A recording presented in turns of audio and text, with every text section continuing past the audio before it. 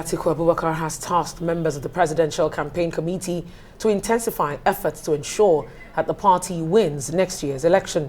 Arise correspondent Mary Chinda reports that the inauguration of the Presidential Campaign Committee came on the heels of the public presentation of 3 books on the life of the presidential candidate. And the People's Democratic Party says it is set to give other political parties a run for their money in the 2023 elections, while promising Nigerians good governance if its presidential candidate Atiku Abubakar is voted into power. Today is not an ordinary day. And the inauguration of today of our Presidential Campaign Council is not an ordinary event. I wish to congratulate all the men and women nominated to serve in the Presidential Campaign Council. You have been selected from among the millions of our party members to join this esteemed council because of your past contributions to the party. Naturally, not all members of our party can be in the Presidential Campaign Council, but every single member of the PDP is an important member of the party, and each one of you is still entrusted with the responsibility of leading our party to victory in next year's elections. Atiku, while condemning the All Progressives Congress-led federal government over the poor handling of the university lecturer strike, insecurity and unemployment, is promising a new lease of life if voted president. He also promises to rejig Nigeria's system of government, which he claims is outdated. The current government has failed at the very essence of what makes a government: the security of lives and property of its citizens. Our economy is in shambles. Growth has stagnated, and our people are facing massive existential challenges daily and can barely make ends meet. Our nation is in disarray. The fabric of unity that binds our country is today being torn apart by mutual distrust. Our educational system is comatose. The Campaign Council inauguration is coming alongside the launch of 3 books on the life of Atiku Abubakar, put together by his aides. That book will explain who Atiku and what he has done in the past.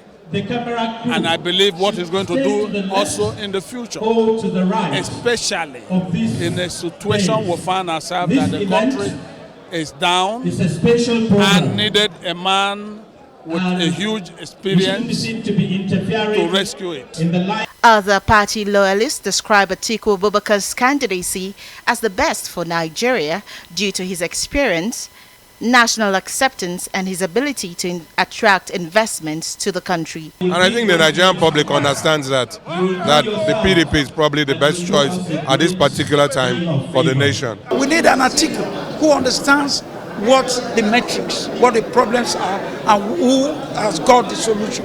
He's got the solution, he's prepared, a man who has been prepared for 30 years. The position of Rivers State people is Rivers State is predominantly PDP. Rivers State will give Atiku 80% victory. INEC gave an indication that campaign will start today a long time ago. You could see that other political parties are nowhere to be found. We are telling Nigerians what we are bringing on board. PDP is united. You see many governors, former ministers, former vice president, former senate president, former speakers, almost everybody is here. And with the inauguration and members of the Presidential Campaign Committee out of the way, the PDP says it is not just poised to win the presidential elections, but to win across the 36 states of the Federation. Mary Chinda, Arise News. All right, thanks, Mary. Well, joining us now, PDP presidential spokesman Charles Aniagwu and legal practitioner Abba Ejembe. Thank you, both of you gentlemen, for joining us on Newsnight tonight. Seems to be a lot of confidence boost there at the unveiling of the Presidential Council of the Atiku campaign. Congratulations, first of all, for that, because we're still waiting for other parties to do the same. But let's talk about what Atiku has been re-echoing since he became the PDP presidential or flag bearer. He's been talking about restructuring. He's been talking about, what he will do. We heard from him the other day in Enugu where he said the Southeast will take over from him. These are all promises. Help us understand exactly what the Atiku agenda is and how, more importantly, he will execute them, especially the issue of restructuring. What kind of restructuring and when? How soon, if he becomes president? Well, thank you very much for first congratulating us, and I'm happy that you're able to recognize that we have achieved a whole lot of first in this whole campaign. You recall when INEC gave out a timetable as to when political parties were supposed to conduct their primaries. While the other political parties were very busy postponing their convention, the PDP was able to conduct its own convention. When it was time to nominate vice presidential running mates to the presidential candidate, other parties invented a new word in our lexicon where they talked about placehold. PDP was able to get that off the way by nominating a substantial vice presidential running mate to the presidential candidate. And now again, INEC said that by today, campaigns will start. Other political parties have gone to bed. PDP have been able to kickstart. What does that tell you? It tells you that PDP understands the problem, that Nigeria at the moment is at the intensive unit. And you do not need a doctor who is going to the market to go and acquire a stethoscope. The PDP appears to be, and I want to say that the PDP at the moment is the consultant that understands that this patient needs urgent attention. And that is why we are achieving a lot of first in whatever we are doing. Besides, the PDP is also the only party with a candidate that has been able to come up with a document that addresses the many issues. You did ask, what are we going to be doing to address most of the challenges confronting our country today? Those challenges are very well known. We don't need to read them out, but I'll tell you what we want to be doing. Atiku, in trying to come up with the issue of how to diversify our economy to ensure that the different component unit, first of all, that the different components in the states and the local governments are empowered to be able to perform effectively and function effectively, because these are the governments that are very much closer to the people. In which case, you are not just going to have a federal government that is overbloated or overloaded. Atiku also says that he's going to ensure that he brings about a proper management of our diversity, such that individuals, whether you live in the southwest, that is the Yorubas, or whether you are in the southeast, the Igbos, or whether you are even in the south-south, either the Calabaris, the Shekiris, or the Jaws, or the Isokos, or even if you live in the far north, where you may have the Fulanis, or you may have the Hausas, that everybody must have a sense of belonging. Yeah, and how he's going to achieve that. I need you very quickly to address the specific issues here. He's talked about restructuring. That has been an issue for Nigerians, and they want to know exactly what kind of restructuring is he talking about. How soon will he go about it? Will it be as soon as he becomes president, or is it going to take more time to do it? Atiku is already working on a document to ensure that the powers, as they spelled out in the exclusive list, is also tinkered with in the course of time. Well, that means that the number of issues being handled by the federal government at the moment will be devolved to the states. For instance, the issue of power generation. Atiku believes that we need to be able to get to that level where states are also able to generate power and able to serve their immediate needs, rather than waiting for Abuja or the national grid to be able to serve everybody. Beyond the issue of the electricity, which is also going to ensure that states play certain rules. Even the issue of policing, Atiku believes that communities are also going to get involved in the policing of the environment, which is in such a way that security will be guaranteed. There are a whole lot of issues that he's going to get involved, that he's going to get the different component units to be involved. Beyond the fact that it's going to be a gradual process, he's not going to run a government where the federal government becomes the headmaster, and then every other person would not just have to run into the classroom because the headmaster in that classroom is coming. He believes that everybody needs to be carried along, whether you are in the local government, whether you are at the state level, that we need to be able to harness the enormous resources available at these different levels for the purpose of having a country that function effectively for all of us. All right, let me bring you in here, Barrister Abba Ejembi. Are you a member of the PDP? Just to be sure, I just want to be sure how to put this question across to you. Unfortunately, we can't hear him. Well, I guess the barrister cannot hear me at this point. I'm just going to bring this question back to you, Charles, on the issues you have talked about. Again, back to that whole topic about the 5-point agenda that he has. Listening to that speech he gave in the report, he mentioned around 4 areas: security, the economy, unity in the country, and then education. Is it safe to say that these are 4 of the 5-point agendas of there are 5. Okay, so what's the 5th one? Have I mentioned 4 out of the 5? I just want to be sure what management of our diversity. Management of which is he's going to unite the country. He's going to address issues of education. He's going to ensure that he deals with issues of security. He's going to ensure that power is also devolved to the component units that we have them today. Right. And then, of course, Atiku is also going to ensure that at the end of the day, we're able to have a country that functions. Actually, it's 5. The R is to restructure, to restructure the country. To reunite the different components. The E is the issue of economy. The S is to address security. The other E is for education.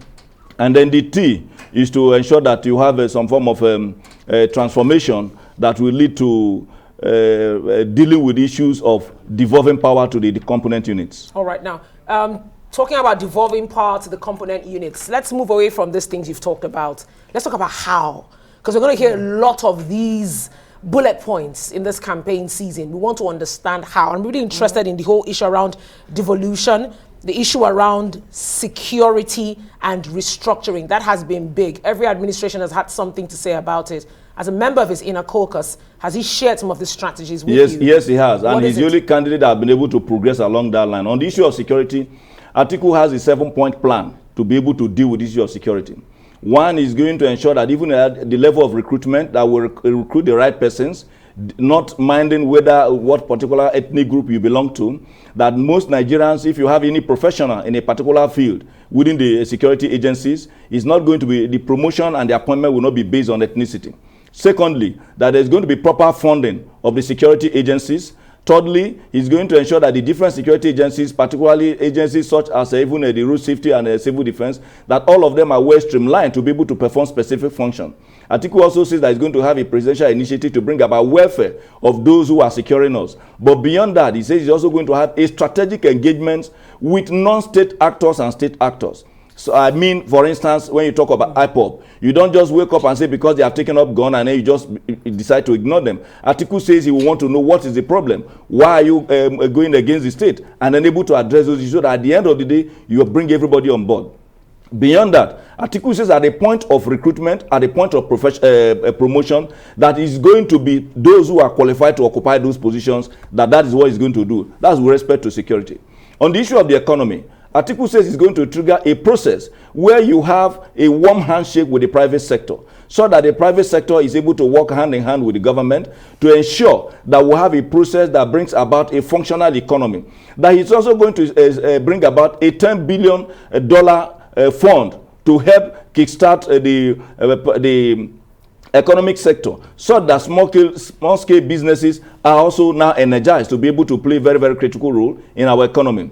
But beyond having to energize the small-scale industries and also medium-scale industries, Atiku says he is going to ensure that industries that are moribund, that are ailing, that belongs to the federal government, he will ensure that the private sector come in to be able to wake them up, that the funds that would have ordinarily been wasted in investing in those kind of industries, he will put it in those sectors that are going to be functional at the end of the day, money to be value for us. Those are some of the things he needs to do. He said he's going to do in the economic sector and, of course, the security sector. You have mentioned the issue of diversity, which I also addressed earlier in the course of this conversation. Okay, great. I mean, you've done quite an excellent job reeling out what Atiku plans to do. I doubt very much if we're hearing how exactly he's going to go about it. The issue of $10 billion to be raised for SMEs, for example. Let me bring in Abba here. I hope you can hear us loud and clear. Fantastic. Now. Absolutely. Now, yes. I'm sure you listened to Atiku today as he unveiled or inaugurated his presidential campaign council.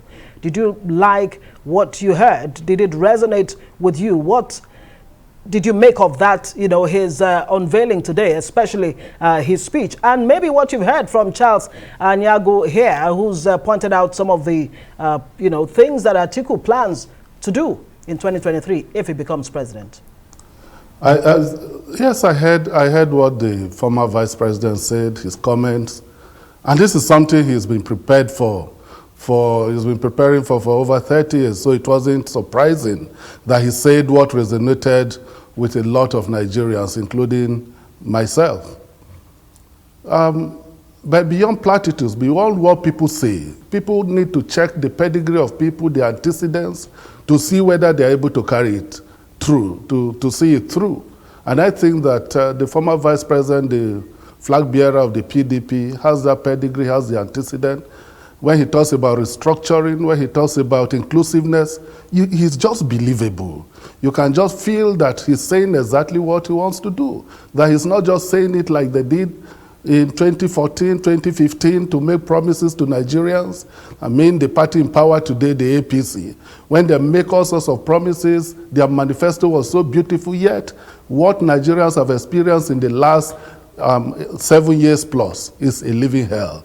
Unemployment has gone to an all-time high. Inflation, whatever indices you want to use, the economy of Nigeria is down on its knees. And it's just beyond, not just the economy, even in terms of the relationship of the people. The relationship of the people with themselves, citizens and citizens with the state, it has never been this bad. And so people have been waiting to see the PDP come.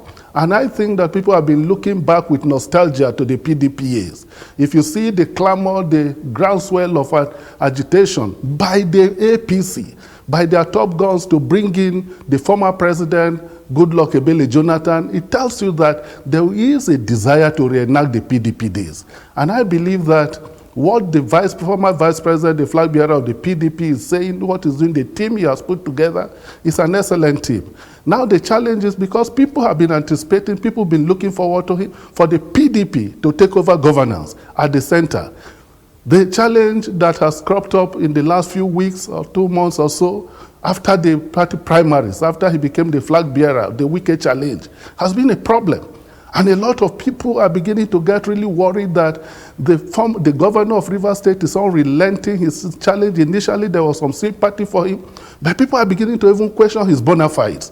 People are even beginning to question whether he has his sense of judgment in terms of leadership selection. It's such that people should even believe him. If you look at the number of persons that he has brought on board, including Modi Sharif, who up to today insists that he has never been a member of the PDP. He challenged people to check whether he has ever been a member of the PDP. No, it's laughable because I do not think that he was brought in as a consultant to come and manage the party for a fee. But it was the same Governor Wike who brought him in. And it was disastrous, or nearly disastrous for the party. Barrister, let's move away from the in-party fighting and let's focus. The point I is understand you, but let's because focus right now on things that have been said. Most Nigerians, I think it's we're almost waxing a record with what's been playing out with the PDP and the infighting, but then we say families have disagreements and they will still reconcile. So we're hoping that you sort that out. Let's talk about what really concerns, the majority here, that's Nigerians. Yes. Going back to this issue around restructuring, you're a barrister. How easy is it going to be for him to really implement this restructuring everybody keeps talking about? It almost seems it's some kind of bait we just keep dangling from one administration to the other. How easy do you think it's going to be for him to do? In the last 7 years plus, there have been a lot of activities, a lot of policies that have been put in place by the states. And there is an aggregation of opinion, including even the northern states that were opposed to state policing, for instance. At their last meeting a few days ago, agreed that there was a need. In fact, they have bought into the need to have the state policing come into effect. That is one aspect of it. The question of devolution of powers, and the president talked the flag bearer, when he talked about restructuring the country. Those details, there are some of them he simply talked about just now. One of it is restructuring. I mean, devolving powers, looking at the exclusive legislative list and devolving some of those powers to the states and unbundling the federal government in such a way that it's not bloated, it's not overburdened, it's able to carry some of the things that it needs to do without having to struggle so much, so that people also don't rush to the center.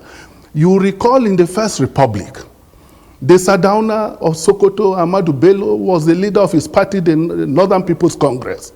He did not go to the center. He sent He sent Tafawa Balewa, who was his second in command, to go and become prime minister because he had a lot of work to do in the north. The action, the real work was in the north to see how to develop the regions where the activities were happening. And so if you unbundle the center, if you restructure the country, those details, when people talk about restructuring, people are very emotional about it. They don't look at the details or even listen to what the person is saying.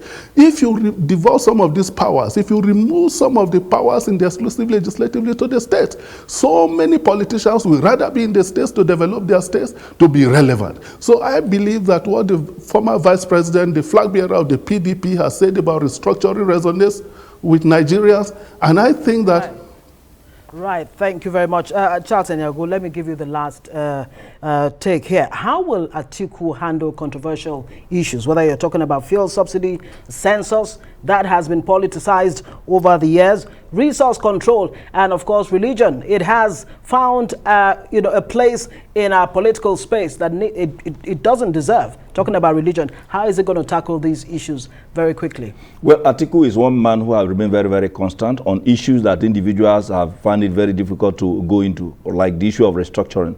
He mentioned it even in 2019. He has never moved away from it. Even when others said, no, you shouldn't say it, he stayed on it, which means he's a man who is very convinced about what he wants to do. Yeah, we talked about restructuring already. Yeah, now on the issue of fuel subsidy and the issue of religion, census you talked about, Atiku is very more determined to do what is right. On the issue of subsidy, he has made it very, very clear that we don't need to begin to operate the kind of subsidy that we're having at the moment, where the bulk of the funds is expended and the Nigerians don't even have benefit for what will he do? Expenditure. Will he remove fuel subsidy? What he's going to do in that regard is to ensure that if we are told we must pay subsidy on any particular subject matter or any item, that subsidy is indeed going to the Nigerian people and not just going to the hands of the big. That what we are operating now is not sustainable, and for what we are operating now, he says he's not going to continue with it. But that if at all you must subsidize anything, it must be such that the benefit of that subsidy goes to the people. Atiku believes that subsidy, yes, is a system that way you bring in an economic system that is something that can be practiced. But if at all you must embrace it, the value, the benefit must go to those for which reason you are bringing about that subsidy. So there is a huge possibility that fuel subsidy may remain. That's a likelihood. If it is operating the way it is now, no. Atiku says the only with what we are going to do is to energize that sector, so that we're able to even not only to produce, but we're able to properly refine. That once we're able to refine, the issue of subsidizing may not even come in, as it were, because at the end of the day, you are having enough to be able to give to the people. And then the funds will be available to energize other sectors of the economy so that the people are empowered. If the people are empowered economically, you may not even need to subsidize them, because it means that they have the purchasing power to be able to meet up with the needs, as it were. I think you actually put that point through. Thank you so much. We've been speaking to PDP presidential spokesperson Charles Aniagwu and legal practitioner Abba Ejembe.